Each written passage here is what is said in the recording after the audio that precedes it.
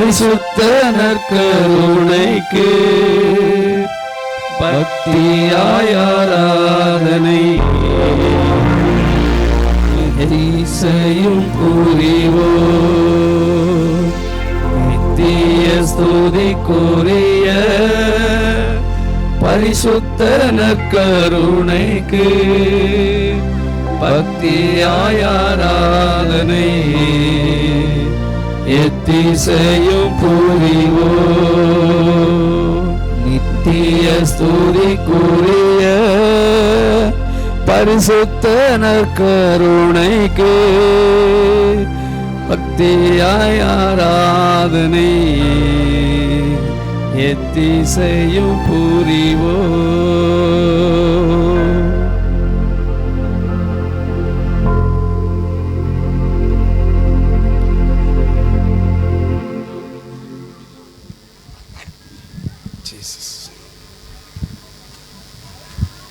நற்கருணை ஆண்டவர் முன்னால் நம்ம அனைவரும் தாழ்ந்து அவரை ஆராதிப்போம். யாரிடம் செல்வோம் இறைவா, வாழ்வு தரும் உங்ககிட்ட வார்த்தையெல்லாம் உம்மிடம் அன்றோ உள்ளன. யாரிடம் செல்வோம் இறைவா,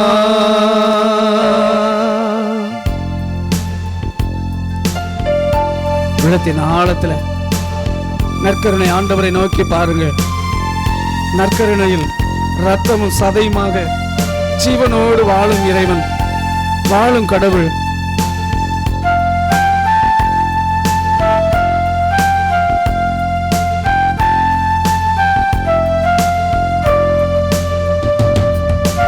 யாரிடம் செல்வோம் இறைவா, வாழ்வு தரும் வார்த்தையெல்லாம் உம்மிடம் அன்றோ உள்ளன. யாரிடம் செல்வோம் இறைவா, இறைவா, இறைவா, இறைவா, இறைவா. அலை மோதும் உலகினிலே ஆறுதல் நீ தர வேண்டும். அலை மோதும் உலகினிலே ஆறுதல் நீ தர வேண்டும். அண்டி வந்தோ அடைக்கலம் நீ ஆதரித்தே அரவணைப்பாய், ஆதரித்து அரவணைப்பாய். யாரிடம் செல்வோம் இறைவா, வாழ்வு தரும் வார்த்தையெல்லாம் உம்மிடம் அன்றோ உள்ளன. யாரிடம் செல்வோம் இறைவா, மனதினிலே போராட்டம் மனிதனையே வாட்டுதையா. மனதினிலே போராட்டம் மனிதனையே வாட்டுதையா. உணமதிலே மாறாட்டம் உணமதிலே மாறாட்டம் குவலயம்தான் இணைவது போல் குவலையெல்லாம் நிறைவது போல். யாரிடம் செல்வோம் இறைவா, வாழ்வு தரும் வார்த்தையெல்லாம் உம்மிடம் அன்றோ உள்ளன. யாரிடம் செல்வோம் இறைவா, வேறருந்த மரங்களிலே விளைந்திருக்கும் மலர்களைப் போல். வேறருந்த மரங்களிலே விளைந்து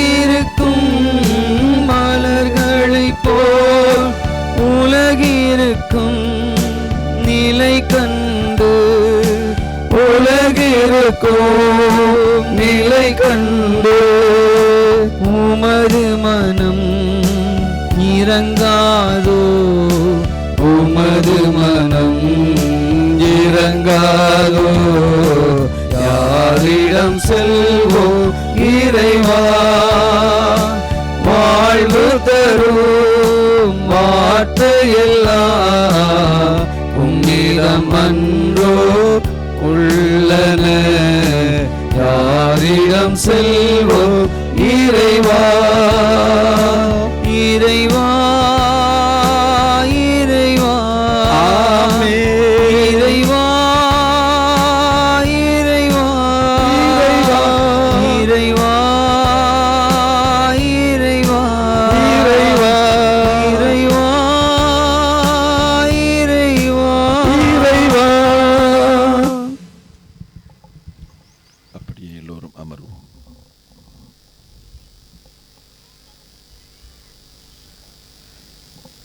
கிறிஸ்து ஆண்டவரில் அன்பு சகோதர சகோதரிகளே, பொங்கல் விழா என்றால் 3 அல்ல 4 நாட்கள் லீவு கிடைக்கும். நல்லா ஜாலியாக அங்கே எங்கே போகலாம். அப்படியெல்லாம் இருந்தாலும் நாங்கள் ஆண்டவரை தேடி வருவோம் என்று நீங்கள் எல்லோரும் வந்திருப்பது மிக மகிழ்ச்சியாக இருக்கிறது. இன்றைய முதல் நாளிலே ஆண்டவர் உங்கள் வாழ்க்கையை தட்டி இருக்கிறார். உங்கள் வாழ்வின் கதவுகளை தட்டி இருக்கிறார். நீங்கள் அதை கேட்டு நீங்கள் திறந்திருக்கிறீர்கள். அவர் இன்னும் 2 நாட்கள் இருக்கும் இந்த தியானத்தில். அவரோடு இருந்து உண்டு அவரை அனுபவிக்க முதல் நாளின் இந்த அனுபவத்தை ஒரு சுருக்கமாக நீங்களாக ஒவ்வொருத்தரும் நீங்களே இன்றைக்கு நடந்த அனுபவத்தை சுருக்கி வீட்டிற்கு எடுத்து செல்ல இந்த இரவு முழுவதும் அந்த ஒளியில் நீங்கள் உறங்கி விழித்து ஜெபித்து பலப்படவும் இந்த மாலை வேளையிலே ஒரு சில நொடிகள் நாம் திவ்ய நற்கருணை ஆண்டவரின் பிரசன்னத்தில் இருந்து தியானிப்போம். தியானிப்போம்னு சொன்ன உடனே 2 மணி நேரம் டாக்கெட் கொடுத்துருவார்னு நினச்சிடாதீங்க, பயப்பட வேண்டாம். அது முறை இல்லை. உங்களுக்கு உதவி செய்கிறதுக்கு இது. இன்றைக்கு எனக்கு கொடுக்கப்பட்ட தலைப்பு, என்னை தேடி அடைவோர் வாழ்வடைவர், ஆண்டவரின் கருணை அவர்களுக்கு கிடைக்கும். இது நீதிமொழிகள் ஆகமத்தில் இருந்து எடுக்கப்பட்ட ஒரு வசனம். 8வது அத்தியாயம். 8வது அத்தியாயத்தில் நீங்கள் பார்த்தீர்களேயானால் அந்த 8வது அத்தியாயத்திற்கு தலைப்பு ஞானத்திற்கு புகழ் உரை. இது எல்லாமே இறைவனின் ஞானம். உலக படைப்பிற்கு முன்னமேயே அவர் இருந்தார். இன்றைக்கு நாம் வாழும் இல்லங்களுக்கும் தெருக்களுக்கும் மத்தியில், நாற்சந்திகளுக்கும் முச்சந்திகளுக்கும் மத்தியில் அவர் அங்கே ஞானமாக இருக்கின்றார். அவர் நம் கதவுகளை தட்டுகின்றார். என் வாயிற்படியில் நாள்தோறும் விழிப்புள்ளோராய் நின்று என் கதவு நிலை அருகில் காத்திருந்து எனக்கு செவி கொடுக்கின்றோர் நற்பேறு பெற்றோர். அந்த பேர் நீங்கள் பெறணும் அப்படின்ட்டு தான் நாங்கள் விரும்புகிறோம். பிரதரும் அதை தான் விரும்புகிறாங்க. ஸோ அதற்காகத்தான் இந்த சில மணி துளிகள் இறை ஆண்டவர் இயேசுவோடு. ஞானம் அங்கே நிற்கிது இங்கே நிற்கிது அப்படின்ட்டு இந்த 8வது அத்தியாயத்தில் வருது. இந்த ஞானம் யார், ஞானம் எது? உடனே உங்களுக்கு ஞாபகத்துக்கு வருது தெய்வ பயமே ஞானத்தின் தொடக்கம் அப்படி என்று சொல்லுவோம் நாம். கரெக்டு. உலக படைப்பிற்கு முன்னமேயே ஞானம் இருந்தது என்று சொல்லப்படுகின்றது என்றால், இதே ஞானத்தை இன்னொரு வார்த்தையில் யோவான் நற்செய்தியாளர் குறிப்பிடுகின்றார். எப்படி? வாக்கு, படைப்பின் தொடக்கத்தில் வாக்கு இருந்தார், அவர் கடவுளோடு இருந்தார், கடவுளாயும் இருந்தார். இந்த வாக்கு மனிதரானார், நம்மிடையே குடிகொண்டார். இதை நல்லா புரிஞ்சுக்குங்க. இன்றைக்கு நான் ஞானம்னு சொல்லும் பொழுது அவரை நாம் கண்டு அவரை அடைந்து அவர் நம் ஆன்மாவின் கதவுகளுக்கு அவர் இடும் தட்டல் சத்தம் நாம் அதை கேட்டு நம் இதயத்தை திறக்க இன்றைய நாளிலே முதல் நாளிலே நாம் ஆயத்தமாயிருக்கின்றோம். தொடர்ந்து இது சற்று ஆழமாக சிந்திப்பதற்காக இந்த தியானம், சிறு தியானம். ஞானம் என்று சொன்னவுடன் சீராக்கு ஆகமத்தின் 44 முதல் 50 அத்தியாயங்கள் வரை இந்த ஞானத்தை பற்றித்தான் சொல்லுகிறது. ஞானம் யாரையெல்லாம் உருவாக்கியது என்று எடுத்துட்டீங்களா? யாராவது அப்படி ஒரு குயிக்கா சொல்லுங்க பார்ப்போம்.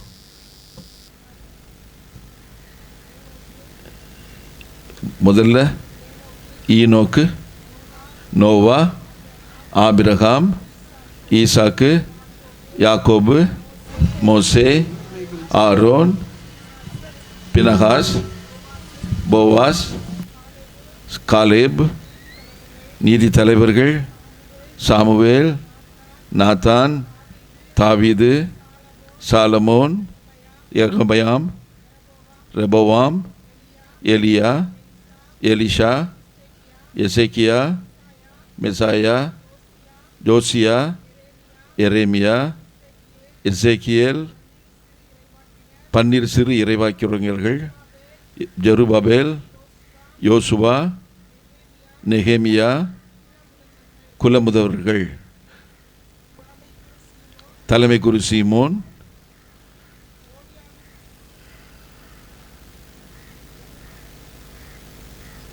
பார்த்தீர்களானால் இந்த 50வது அத்தியாயம் வரை இந்த 6 அத்தியாயங்களிலும் முழு பழைய ஏற்பாட்டில் ஆண்டவர் தயாரித்து ஆண்டவர் அவர்களுக்கு காட்சி கொடுத்து அவர்களின் பார்வைகளுக்கு தூய்மை கொடுத்து அவர்களை தட்டி எழுப்பி அவர்கள் சொல்ல வேண்டியதை அவர்கள் வாயிலும் வைத்து நீர் சொல் என்று இவர்கள்தான். ஞானம் அவர்களை நிறைத்தது, ஞானம் அவர்களை தயாரித்தது, ஞானம் அவர்களை வழி நடத்தியது, ஞானமே அவர்களை பேச வைத்தது. எவ்வளவு முழு பழைய ஆகமத்திற்கு இவர்கள்தான். இதை இன்னும் பார்த்தீர்களேயானால் இது ஞானம் என்று திருவுரை ஆகமத்தின் ஆசிரியர் குறிப்பிடுவதை எபிரேயருக்கு எழுதப்பட்ட ஆகமத்தில் புத்தகத்தில் 11வது அத்தியாயத்தில் உள்ளதை நீங்கள் பார்ப்பீர்கள். அங்கே இந்த 11வது அத்தியாயத்தில் இவங்களையும் இதில் ஒரு சிலரை மட்டும் உள்ளடக்கின பெயர்கள் இருக்குது. அங்கே ஞானம்னு குறிப்பிடவில்லை, நம்பிக்கை அவர்களை தயாரித்தது என்று சொல்லுகின்றார். பழைய ஆகமத்தில் ஞானம் என்று குறிப்பிடப்படுவதை புதிய ஆகமத்தில் எபிரேயருக்கு எழுதப்பட்ட திருமுகத்தில் யாரெல்லாம் நம்பிக்கை தயாரித்தது என்று சொல்லப்படுகின்றது? எபிரேயருக்கு எழுதப்பட்ட திருமுகத்தில் ஆபேலிருந்தே ஆரம்பிக்கிறாங்க. ஏதாவது 2 பேருக்கு மட்டும் சொல்லுங்க, நம்பிக்கையினால் இவர்கள் தயாரிக்கப்பட்டார்கள் என்று சொல்லப்படும். ஈசாக்கு, ஆபிரகாம், அந்த வாக்கியத்தை முடிங்க. நோவா, பெயர்களை மட்டும் சொல்ல வேண்டாம், ஒரு வாக்கியத்தை சொல்லுங்க. இவர் செய்தது நம்பிக்கையினால் தான். ஈசாக்கு பலியிட துணிந்தது நம்பிக்கையினால் தான். ஆபிரகாம் சோதிக்கப்பட்ட பொழுது ஈசாக்கை பலி கொடுக்க அவர் துணிந்தது நம்பிக்கையினால் தான். இப்போ கடவுள் நம்ம வாழ்வின் கதவை தட்டுவது எவ்வளவு உண்மையோ அவர் தட்டுவதற்கு நான் பதில் இருப்பது உண்மை. இன்றைக்கு ஆண்டவர் நம் இதயங்களை தட்டி இருக்கிறார். இந்த பின்னணியில் நான் என்ன பதில் சொல்லுவேன் என்பதை யோசித்து பார்ப்பது தான். அப்போ பழைய ஆகமம் முழுவதற்கும் ஒரு சில பேர், இப்போவும் நம்மளில் இன்றைக்கி ஒரு சில பேராக நாம் இன்றைக்கு வந்திருக்கிறோம். இன்றைக்கு விடுமுறை நாட்கள், இந்த 3 நாட்களும் உலகம் வேறு திசையில் செல்ல இருக்க நாம் கடவுளின் திசை நோக்கி நாம் வந்திருக்கிறோம். இதுதான் கடவுளை தெரிவு செய்வது. கடவுளை தெரிவு செய்து நமது செவி புலனை இன்னும் தூண்டி எழுப்புவது. நல் பாடல்கள் வழியாக, நல் உரைகள் வழியாக, இறை வார்த்தையினால் நாம் தூண்டப்பட்டு நான் என்ன பதில் சொல்லுவேன், என் ஆண்டவருக்கு நான் என்ன செய்வேன், அடுத்தது என் வாழ்வில் நான் ஆண்டவர் என்னை தூய்மைப்படுத்துவதை நான் எப்படி பார்ப்பேன் என்று சொல்லி நாம் நம்மையே ஆண்டவரின் பாதத்தில் ஒப்படைப்பது. இப்படி செய்பவர்களுக்குத்தான் என்னை தேடி அடைவோர் வாழ்வடைவர், ஆண்டவரின் கருணை அவர்களுக்கு கிடைக்கும். இன்னைக்கு வாழ்வுன்னா என்னது? உரையாடுவோம். வாழ்வுன்னா என்னது? வாழ்வுன்னா என்னது? எங்க அப்பா அம்மா அமைச்சு கொடுத்தாங்க, அதான் வாழ்க்கை. வாழ்வு என்றால் என்ன? வாழ்வு, வாழ்வு தருபவர், இவர்களுக்கு ரெண்டு பேருக்கும் இடையில் வித்தியாசம் இருக்குதா? வாழ்வு தருபவர் எப்படி நம் வாழ்வாகிறார்? ஒரு எடுத்துக்காட்டு வேதாகமத்தில் உங்களுக்கு தெரிந்த எடுத்துக்காட்டுகள் எல்லாம் சொல்லுங்க. யோசேப்பு, பழைய ஆகமத்தில் வருகிற யோசேப்பு 12 பேர்ல 11வது மகனாக வருகிறவர், யாக்கோபின் 11வது மகன். இவருக்கு என்ன நடந்தது உங்களுக்கு தெரியும். அவரை ஞானம் தயாரித்தது. அங்கே கடவுள் அவரின் ஆன்மாவை கட்டி எழுப்புகிறார். அவரோடு ஆழ்ந்த விதமாக உரையாடி, ஆன்மாவோடு உரையாடி, அவரது சகோதரர்கள் அவர் மீது பொறாமை கொண்டு அவரை கொல்ல துடிக்கின்றார்கள், கிழித்து போட துணிகின்றார்கள். ஆனால் அவரையும் பாதுகாக்க அந்த 10 பேரில் ரூபன் இருந்து பாதுகாக்கிறார். சகோதரன் ரூபன் இருந்து பாதுகாக்கிறார். நம் சகோதரன், நம் ரத்தம், அவனை கொண்டு போட வேண்டாம், அவனை ஏதோ மீதியா நாட்டிலிருந்து வருகிற அந்த வியாபாரிகளிடம் நாம் அவனை விட்டு விடுவோம். அவங்க எங்கே போகிறாங்க? எஜிப்துக்கு போகிறாங்க. அங்கே எஜிப்தில் அங்கே புத்திப்பார் அரண்மனையில் அவனுக்கு வேலை. அங்கே ஒரு தொல்லை அவனுக்கு காத்து இருக்குது, ஒரு பெண்ணால். அந்த பெண்ணிலிருந்து அவன் விடுதலை அடையும் பொழுது, உண்மையை சொல்லும் பொழுது, அங்கே அவன் சிறை கைதியாக மாறுகின்றான். இங்கே சிறையில் இருக்கின்றான். சிறையில் இருந்து எல்லா வேலைகளையும், அடிமைக்குரிய வேலைகள் எல்லாவற்றையும் செய்கின்றான். அந்த தருணத்தில் அவனிடம் காணப்பட்ட ஒரு முக்கியமான ஒரு குணம் இறை வெளிப்பாட்டை கண்டு கொள்ளுவது, இறைவன் அவரோடு பேசுவதை.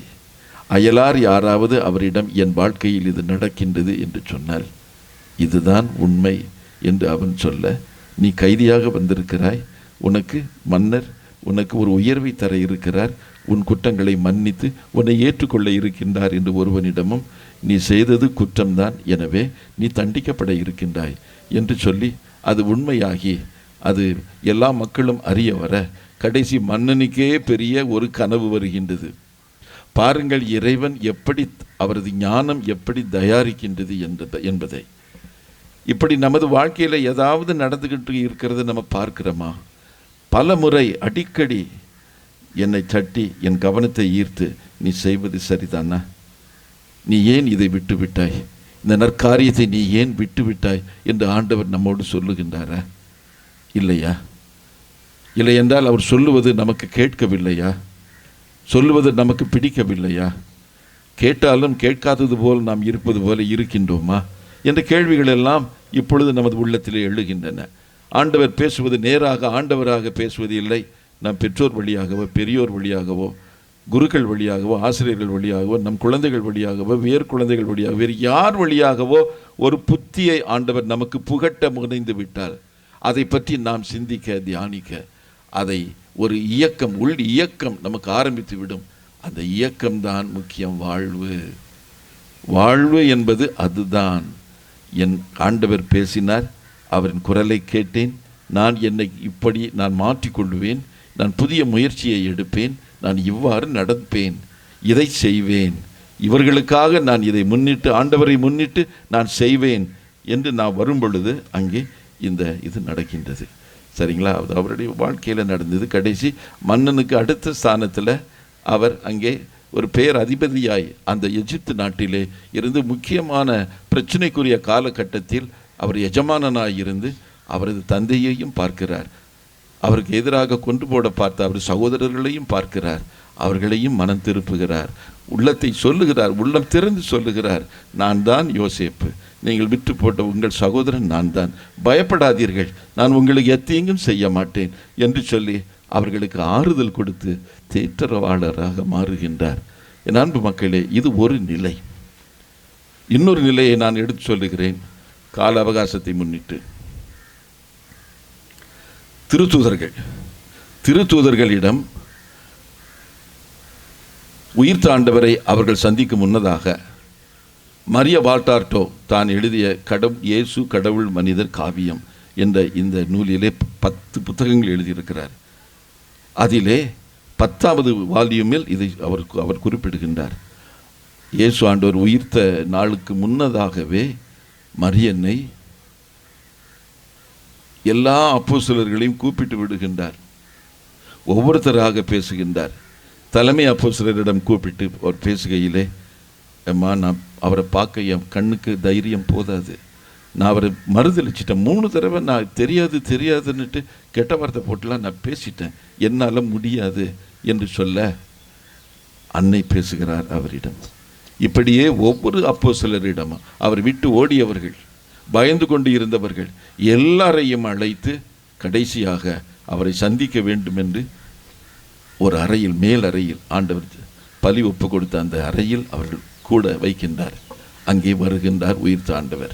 வந்தவுடன், நீ என்னை 3 முறை காட்டி கொடுத்துட்ட, நீ என்னை விட்டுட்டு போயிட்ட, நீ வீணா அந்த வாழை எடுத்து மால்குசு காதணி வெட்டின, ஏதாவது சொன்னாங்களா ஆண்டவர்? சொல்லுங்க. ஒரு குற்றமும் யாரை குறித்தும் சொல்லவில்லை. அவர்கள் மீது பரிசுத்த ஆவியை ஊதுகிறார். ஆவியை பெற்றுக்கொள்ளுங்கள், உலகெங்கும் சென்று நற்செய்தியை அறிவியுங்கள். எவ்வளோ பெரிய ஒரு சார்ஜை கொடுக்கிறார் பாருங்க, எவ்வளோ பெரிய ஒரு அதிகாரத்தை கொடுக்கிறார் பாருங்க. இப்படி கொடுத்து அவர்களை யார் என்று அவர்களை ஸ்திரப்படுத்துகிறார். கடவுளை சந்திப்பவர், கடவுளுக்கு செவிமடுப்பவர், கடவுளை காண்பவர், அவர்களின் வாழ்வு முதலில் அமைதி அடைந்து அங்கே ஸ்திரப்படுதல் நடக்கின்றது. எப்பொழுதும் அங்கே அலைந்து கொண்டிருக்கும் அபலைத்தனத்தில் அவர்கள் வாழ்வு இருக்காது, உறுதியாக இருக்கும். மன உறுதி அவர்களுக்கு கிடைக்கும். இந்த மன உறுதியிலிருந்து அவர்கள் வாழ்வு அங்கே பரவும். வாழ்வு கடவுளின் வாழ்வாக அவர்களின் வாழ்வு பரவும். இதுதான் ஞானம். இயேசு என்றால் மறு வார்த்தை இல்லை, ரெண்டுமே ஒன்று தான். ஞானம் என்று எடுத்தாலும் சரி, கடவுள் என்று எடுத்தாலும் சரி, தூய ஆவி என்று எடுத்தாலும் சரி, இயேசு என்று எடுத்தாலும் சரி. இயேசு என்ன சொல்லியிருக்கிறார்? யோவான் 14:6, நானே வாழ்வும் வழியும் உண்மையுமாய் இருக்கிறேன். இந்த வார்த்தைகளை நம்ம யோசிக்கும் பொழுதெல்லாம் நாம் நமது வாழ்வு அவரின் வாழ்வோடு. இப்போ இந்த அப்போஸ்தலர்களை உயிர்த்தாண்டவர் எல்லாம் சொல்லி முடிச்சிட்டார், அவங்க என்ன செய்யணும்னுட்டு. இருந்தாலும் இந்த மனித மனம் இவங்களுக்கே பேதலித்து இன்னும் உறுதி அடையாத நிலையில் அவர்கள் எங்கே புறப்பட்டு விடுகிறார்கள்? தலைமை அப்போஸ்தலர் என்ன சொல்லுகிறார்? யோவான் நற்செய்தி 21வது அத்தியாயத்திலே, நான் மீன் பிடிக்க சொல்லுகிறேன். தலைமை அப்போஸ்தலரே சொன்னவர். அதனால் எல்லாரும் சேர்ந்து சிங்கி தட்ட ஆரம்பிக்கிறாங்க, நாங்களும் உன் பின்னால் வருகிறோம் என்று. யார் அவர்களுக்கு அவர் சொன்னது யார்? உங்களை நான் மனிதர்களை பிடிப்போராக்குவேன் என்று அவர் அந்த மொழிகள்லாம் கேட்டதை, அந்த உண்மையெல்லாம் அவங்க எங்கேயோ விட்டுட்டாங்க. நம்ம வாழ்க்கையிலையும் நடக்கும். எங்கேயோ விட்ட பின்னால் அவங்க இதை சொன்ன உடனே ஆண்டவர் கண்டுக்கல. அதெல்லாம் இதையும் ஏற்றுக்கிறார். இப்போ தான் நீங்கள் நல்லா புரிஞ்சுக்கிடணும் ஆண்டவரை பற்றி, உயிர்த்த ஆண்டவரை பற்றி. இதை தான் நீங்கள் நல்லா புரிஞ்சுக்கிடணும். அதையும் அவர் ஏற்றுக்கொண்டு அவங்க மீன் பிடிக்க போக விட்டார். இதே நான் தான் சொல்லியிருந்தேன் உங்ககிட்ட, ஒன்றுமே சொல்லலை. அவங்கள போக விட்டுட்டு, பிள்ளைகளே உங்களுக்கு மீன் எதுவும் கிடைத்ததா என்று பிள்ளைகளே என்று கூப்பிடுகிறார். நண்பர்களே என்று அழைத்தவர் சாவும் முன்னால், இப்பொழுது பிள்ளைகளை உயிர்த்த பின்னால் பிள்ளைகளே என்று அழைக்கிறார். மீன் ஏதாவது உண்டா? இல்லை, ஒரு மீன்பாடும் கிடைக்கல. இன்னும் ஆழத்துக்கு எடுத்துகிட்டு போய் உங்கள் வலைகளை தாழ்த்துங்கள்.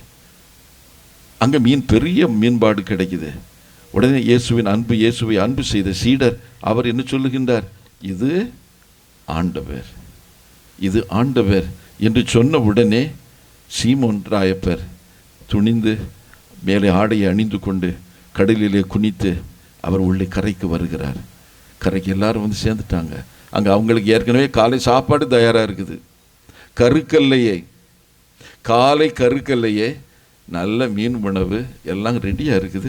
உங்ககிட்ட நீங்கள் புதுசாக பிடிச்ச மீன் கொண்டு 2 தாங்க அப்படின்னு கேட்டு அதையும் அவர் சமைத்து வைக்கிறார். நீர் யார் என்று அவர்கள் யாரும் அவரை கேட்க துணியவில்லை என்று வருகின்றது. பாருங்கள், வாழ்வு வருவது வாழ்வு தருபவர் வழியாக. இப்படித்தான் வாழ்க்கை சூழலில் நமக்கு நடக்கும்.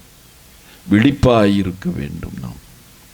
அந்த விழிப்பு நிலை அவர்களுக்கு இன்னும் வரவில்லை. அவர்களுக்கு ஏதோ கொஞ்சம் கொஞ்சமாக அவரை துணியவில்லை, யார் என்று கேட்பதற்கு துணியவில்லை என்று கேட்டது உண்மைதான். ஆனால் அவர்கள் மனதிலே ஒரு சபலம் அங்கே வந்து கொண்டே இருக்கின்றது. இந்த நிலையில்தான் ஆண்டவர் சீமோன் ராயப்பரிடம் என்ன கேட்டார்? யோனாவின் மகன் சீமோனே, நீ இவர்கள் எல்லாரையும் விட என்னை அன்பு செய்கிறாயா? அதற்கு அவர் என்ன சொன்னார்? ஆம் என்று சொன்னார். அவர் அன்புன்னு சொன்னது கிரேக்க மூலத்தில் ஆண்டவர் கேட்டது, நீ என்னை தியாக அன்பு செய்கிறாயா? அகாப்பேயின் அகாப்பே, என்னை தியாக அன்பு செய்கிறாயா? ஆனால் அவர் சொன்ன பதில் என்ன பதில் தெரியுமா? நான் பாச அன்பு வைத்திருக்கிறேன் ஆண்டவரே. அது உண்மை. 2வது தடவையும் ஆண்டவர், நீ என் மீது தியாக அன்பு வைத்திருக்கிறாயா? என் மீது பாச அன்பு வைத்திருக்கிறேன், என் ஆடுகளை கண்காணி. 3வது தடவை ஆண்டவர் கேட்கிறார், யோனாவின் மகன் சீமோனே, நீ என் மீது என்ன கேள்வி? தியாக அன்புன்னு கேட்கல. அவர் தான் சொல்லிட்டாரு, 2 தடவை சொல்லிட்டாரு. அப்போ 3வது தடவை என்ன கேட்கிறாரு? நீ என் மீது பாச அன்பு வைத்திருக்கிறாயா? இது தமிழ் இல்லை, இதில் வரல. ஆனால் கிரேக்க மூலத்தில் இதுதான் இருப்பது என்று மறைந்த திருத்தந்தை 16ஆம் பெனடிக்ட் அவர்கள் நமக்கு சொல்லி இருக்கிறார்கள். அவர் எழுதிய நாசரேத்தூர் இயேசு என்ற புத்தகத்தில் 2வது வால்யூமில் இதை சொல்லுகிறார். சரிங்களா? ஸோ உயிர்த்தாண்டவரை பற்றிய அனுபவங்களை தாங்கி அந்த புத்தகத்தில் இதை சொல்லுகிறார். இதை கேட்டவுடன் சீமோன் ராயப்பர் குத்தப்படுகிறார். வயிற்றிலே, நெஞ்சிலே, இதயத்திலே அழுது விடுகின்றார். தாங்க முடியல. இப்போதான் அந்த மனிதன் கடவுளுக்குரிய மனிதனாக மாறுகிறான். அறியாமையில் இல்லைன்னா பயத்தில் கடவுள்கிட்ட நான் தியாக அன்பு செய்ய முடியலன்ட்டு நான் எனக்கு இப்போ தான் உணர்றாரு. அவர் தான் வந்து பாச அன்பு தான் என்னால் தப்பிச்சு போயிடலாம். பாச அன்புன்னா எனக்கு தெரியாதுல்ல, நான் தான் உங்களோட கடைசி வரை இருந்தேன்னு சொல்லி தப்பிச்சுக்கலாம். ஆனால் தியாக அன்பில் அப்படி முடியாது. எல்லாவற்றையும் என்கிட்ட உள்ள எல்லாவற்றையும் நான் ஆண்டவருக்காக காணிக்கையாக்கணும். அந்த அன்பை தான் ஆண்டவர் அவரிடம் எதிர்பார்த்தார் என்று. என் அன்பு மக்களே, இந்த ஞானம் எப்படி வேலை செய்கிறது பாருங்கள். இதை நான் சொல்லத்தான் இதை நான் உங்களுக்கு எடுத்து சொல்லுகிறேன்.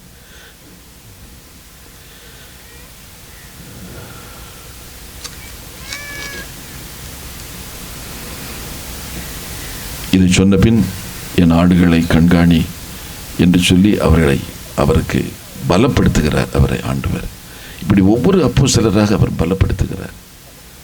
உடனே திடீர்னுட்டு இவனுக்கு என்ன நடக்கும்ட்டு யோவானை பற்றி கேட்குறார். உனக்கு நான் சொல்லிட்டேன், அவனை பற்றி விடுது, நீ ஏன்ட்ட கேட்க, நான் அவனுக்கு செய்வேன், நீ உன் பொறுப்பு அவர் இல்லை. ஆண்டவர் ஒவ்வொரு ஆத்மத்தையும் பொறுப்பெடுக்கிறார். ஹலோ, நான் சொல்கிறது விளங்குதா? நமது மாற்றத்தை, நமது உருவாக்கத்தை, நம் ஆண்டவரோடு பயணிக்கும் பயணத்தை அவர் பார்க்கிறார், பொறுப்பெடுக்கிறார். நாம் சோறும் பொழுது நம்மை பலப்படுத்துகிறார், நம்மை உறுதி செய்கிறார், மீண்டுமாய் அவரோடு நம்மை இணைத்து கொள்ளுகிறார். ஒவ்வொருத்தருக்கும் இதை நம்புறீங்களா? இதை நம்புறீங்களா? சத்தமே கேட்க மாட்டேங்குது. இப்போல்லாம் நீங்கள் என்ன சொல்லணும்? பிரைஸ் த லார்ட்னு சொல்லணும். Thank you Jesus. இப்போ தான் சொல்லணும். எவ்வளோ ஆழமாக நம்ம உள் மனதில் இருந்து நாம் திருந்தணும், நாம் மாற்றிக்கொள்ளணும், உள் மனதை அவருக்காக ஒப்பு கொடுக்கணும். நமது வாழ்க்கையில் நடக்கிறது எல்லாவற்றையும் அவர் பார்த்து கொண்டு இருக்கிறார் என்ற இந்த உள் உணர்வு நமக்கு கிடைத்து விட்டாலே போதும். சவுல் பவுலாக மாறிய கதை உங்களுக்கு நன்றாக தெரியும். யார் அவரை மாற்றியது? இயேசுதான் சொல்லிடுறீங்களா? அப்படி எப்படி மாட்டினார்? தமஸ்கு நகர் போகிற வழியில் குதிரையிலிருந்து ஒளியார சூழப்பட்டு அவர் கூச்சல்ல கீழே விழுகிறார். ஒரு குரல், சவுலே சவுலே ஏன் என்னை துன்புறுத்துகிறாய்? இன்றைக்கு நம்மள எத்தனை பேர் கேட்குறாங்க, ஏன் என்ன தொல்லைப்படுத்துறேன்னு எத்தனை பேர் கேட்குறாங்க. இந்த குரல்லாம் ஆண்டவர் என்கிட்ட கேட்குறத நீங்கள் கொஞ்சம் நினச்சி பார்த்துட்டிங்கன்னா, நான் யாருக்காவது துன்பம் கொடுக்குறேன்னா, தொல்லை கொடுக்குறேன்னா அப்படின்னு நீங்கள் கேட்பீங்க உங்கள் உள்ளத்தில். சவுலே சவுலே ஏன் என்னை துன்புறுத்துகிறாய்? இயேசு அவர் பார்த்தாரா? இயேசு அவர் துன்புறுத்தினாரா? அவர் யாரை துன்புறுத்தினார்? திருச்சபை மக்களை அவர் துன்புறுத்தியது. ஆண்டவர் ஏன் என்னை துன்புறுத்துகிறாய் என்று கேட்கின்றார். அந்த உண்மையினால் அவர் ஆட்கொள்ளப்பட்டார். திருச்சபை தான் இயேசு என்று உணர்ந்தார். நாம் தான் இயேசு. இந்த இயேசுவிலே நான் வாழ வேண்டும், இவருக்காக நான் என்னை தருவேன் என்று அவர் அப்பொழுதே பவுலாக மாறுகின்றார். மாறி அங்கே அவர் கண் கூசப்பட்ட நிலையில், கண் பார்வை இழந்த நிலையில் அங்கே நடுத்தெருவில் காத்திருக்கின்றார். இப்பொழுது ஆண்டவர் பேசுகின்றார். அனனியாவிடம் சென்று என்ன சொல்லுகின்றார்? அனனியா அனனியா, ஆண்டவரே பேசும். நான் தெரிந்து கொண்ட கருவி தரிசு நகர சவுல், அவர் இங்கே நேர்த்தெருவில் இருக்கிறார். ஆண்டவரே, அவன் பெரிய கொடூரன், நம்ம மக்களை, திருச்சபை மக்களை அழிக்கிறதுக்காக உள்ளவன். அவனை நான் தெரிவு செய்து வைத்திருக்கிறேன், அவனை பெரும் கருவியாக நான் பயன்படுத்தி இருக்கிறேன். நீ போய் அவனிடம் சென்று ஜெபம் செய், நீ அவனுக்காக ஜெபம் செய் என்று சொல்லி அனுப்புகிறார். சவுலிடமும் வந்து, சவுலே சவுலே, நான் அனனியா என்பவரை உன்னிடம் அனுப்புவேன். அப்போ 2வது தடவை மறுபடியும் ஆண்டவர் காட்சியில் வந்து அவர்கிட்ட பேசுகிறார். ஞானம் எப்படியெல்லாம் வழி நடத்துது, கடவுள் எப்படியெல்லாம் வழி நடத்தி வாழ்வு தருபவர் நம்மை வாழ வைக்கிறார். நல்லா புரிஞ்சுக்கோங்க, வாழ்வு தருபவர் நம்மை வாழ வைக்க எந்த பாதை திறக்க வேண்டும் என்பது அவருக்கு தான் தெரியும். நாம ஒன்றை நினைத்து கொண்டு இந்த பாதையை நாம் எடுப்போம்னு சொல்லி, என் வழி தனி வழி இங்கே நடக்காது, என் வழி உம்வழி, உம்வழியே என் வழி என்று சொல்லி ஆண்டவரிடம் நாம் விடும் பொழுது அங்கே ஒரு பெரிய ஒரு சுதந்திரத்தை நம்மால் உணராமல் இருக்க முடியாது.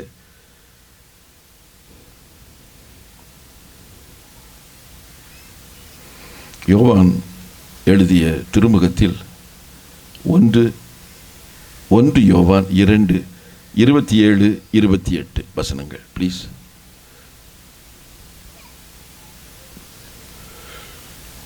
1 யோவான் 2 அத்தியாயம் 27-28 இறை வசனங்கள்.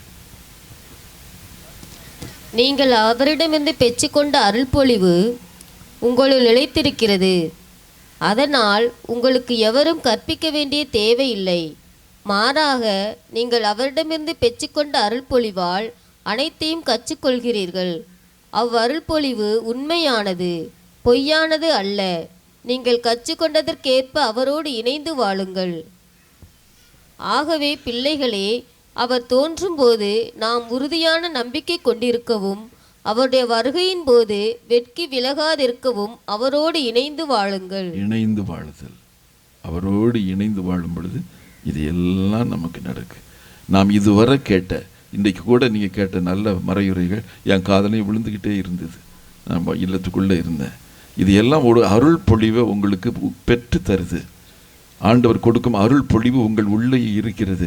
இது அப்பப்போ உங்களுக்கு வெளியிட்டு அது வெளிவந்து உங்களை வழி நடத்தும். இதுதான் உண்மை.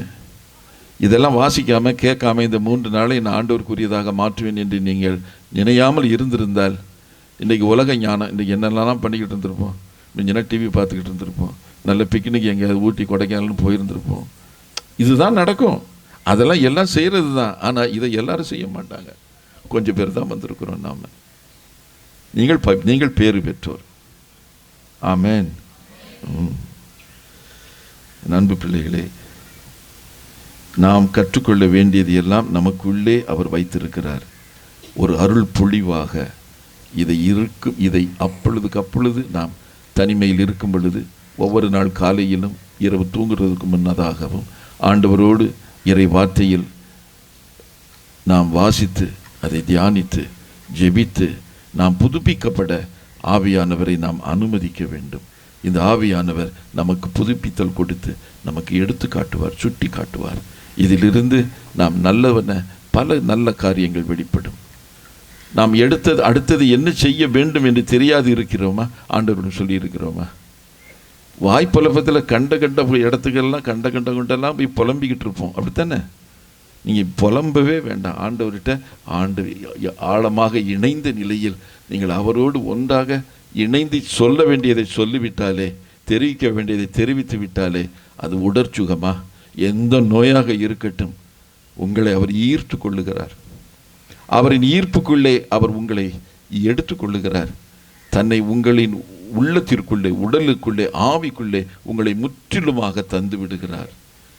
அப்படியே நீங்கள் அதில் உட்கார்ந்து அதை அப்படியே சுவைக்கணும். அதை உடல் அசுகத்தை அது சுகமாக மாறும். உள்ளத்தில் உள்ள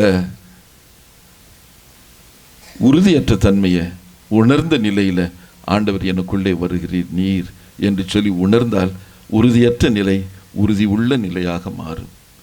ஆன்மாவில் மகிழ்ச்சி குந்திய நிலையில், சோர்வு அடைந்த நிலையில் அது பலமாக மாறும், மகிழ்ச்சியாக மாறும். தொடர்ந்து இந்த மகிழ்ச்சி வந்து கொண்டே இருக்க நீங்கள் செய்ய முடியாத காரியம் என்று எதுவும் இருக்குமா? அல்லேலூயா. எந்த காரியமும் இருக்காது. நான் ஆண்டவரோடு இணைந்த நிலையில் நான் என் வாழ்க்கையை வாழ்கிறேன் என்று நாம் சொல்லுவோம். அனைவரும் முழந்தாள் படியிடுவோம். கண்களை மூடி நீங்கள் ஒவ்வொருத்தரும் தனித்தனியாக நீங்கள் ஜெபம் பண்ணுங்க, ஆண்டவர்கிட்ட கேளுங்க. இப்போ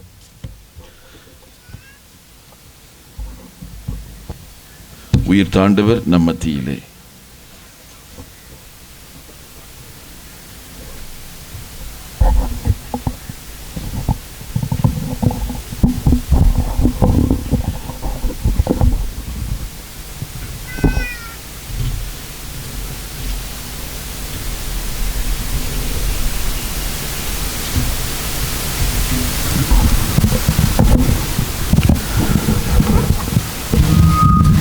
வாழ்வதொரு வானக தந்தையே,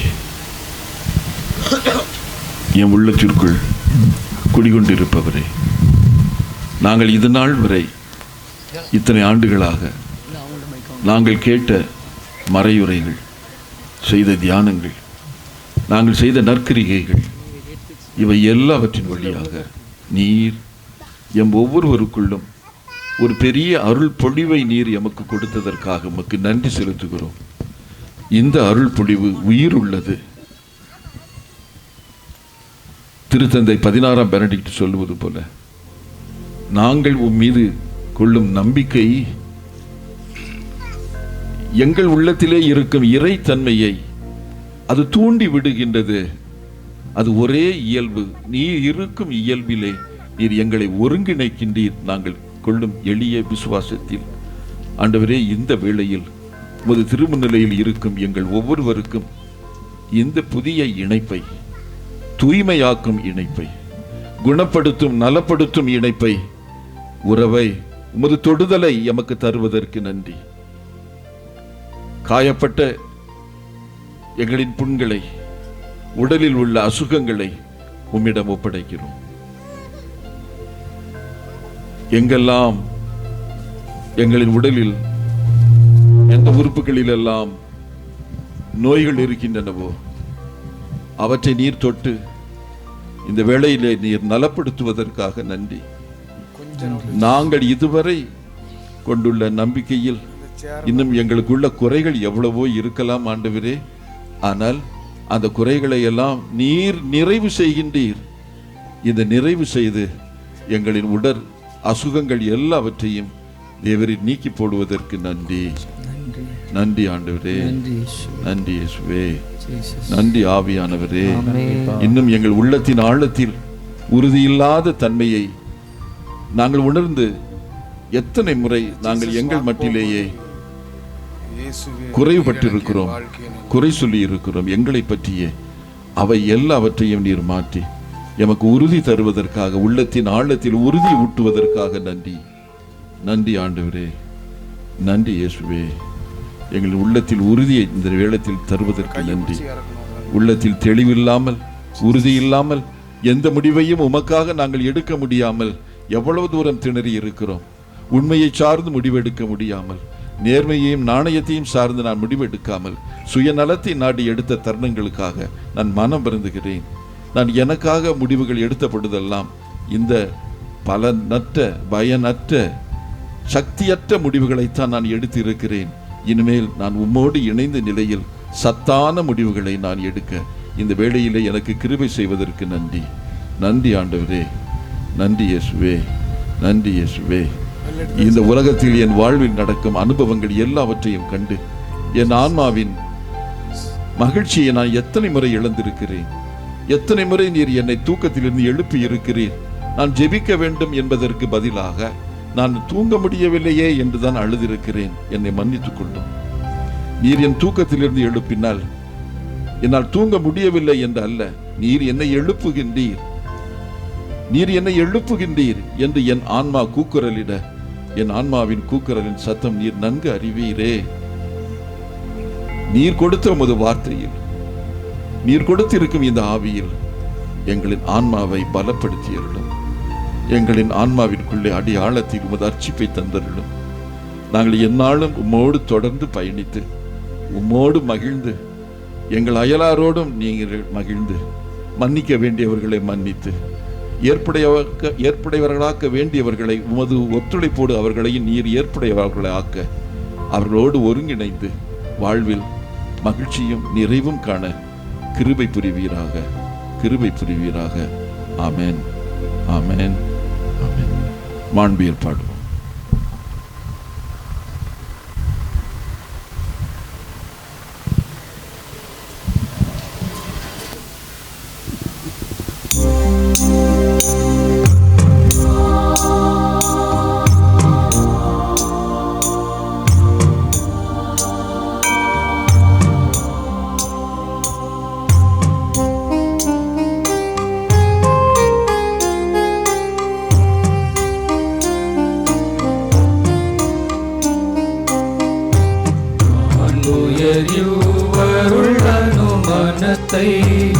தாழ்ந்து பணிந்து ஆராதிப்போ. பழைய நியம முறைகள் அனைத்தும் இனி மறைந்து முடிவு பெறுக. புதிய நியம முறைகள் வருக. புலன்களாலே மனிதர் இதனை அறிய இயலா. குறையை நீக்க விசுவாசத்தின் உதவி பெறுக.